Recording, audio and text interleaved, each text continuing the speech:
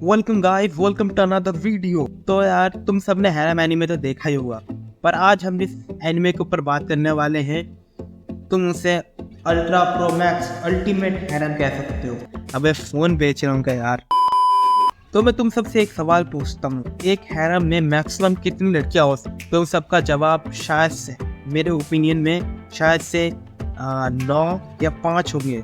पर आज हम जिस हैरम एनीमे के ऊपर बात करने वाले हैं इसमें 15 नहीं, 30 नहीं, बल्कि 100 लड़कियां हैं। जी हाँ दोस्तों, 100 लड़कियां। अब ये तुम सब सोच के पागलों की तरह भागो, पहले ये वीडियो देखो और साथ में अगर तुम इस एनीमे को देखना चाहते हो तो मैंने लिंक डिस्क्रिप्शन में दे दिया, वहाँ पर जाकर तुम देख सकते हो। तो यार वीडियो को शुरू करते हैं बिना किसी देरी के। तो आज हम जिस एनीमे के ऊपर बात करने वाले हैं उसका नाम है the 100 girlfriends who really One eternity later. Really dubs. तो यार तुम सब जानते होंगे कि एनिमे जो होते हैं वो बहुत ज़्यादा ही रियल लाइफ से इंस्पायर होते हैं। बहुत ज़्यादा चीज़ें उसमें रियल लाइफ से भी ली जाती है, जैसे कि अटैक ऑन टाइटन को तुम लास्ट सीन देख लो। पर ऐसे कुछ एनिमेस भी होते हैं जिसको तुम्हें बताने की कोई ज़रूरत नहीं, ये फिक्शन है। जैसे कि ये यहाँ पर भाई बंदों को एक भी बंदिया नहीं मिल रही, यहाँ पर चाहिए हमारे एमसी है ये 100 लड़कियाँ लेके बैठा है। मतलब पूरी दुनिया की आधी पॉपुलेशन तो यही कर लेगा। मतलब एक बार तुम सोचो, ये बंदा 100 लड़कियों को लेके बैठा है, इसका मतलब 99 जो लड़की हैं वो भाई सिंगल बनेंगे इसकी वजह से बस। तो वैसे मैं हैरम और एचआरई में नहीं देखता, मैं सच कह रहा हूँ, क्योंकि इसके पीछे एक बहुत ही गहरा, गूढ़, अतलस्पर्शी कारण है। ऐसे एनिमेस को देखते समय हमें याद आता है कि हम अभी भी सिंगल है।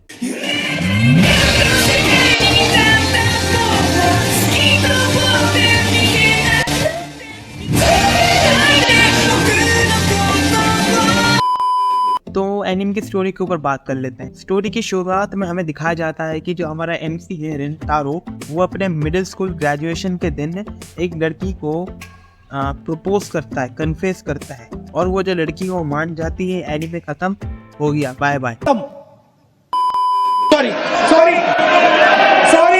सॉरी भाई, इसे सीरियसली मत लेना। लड़की ने उसे रिजेक्ट कर दिया और इस रिजेक्शन को लेके बंदे ने अपनी सेंचुरी कंप्लीट कर दी।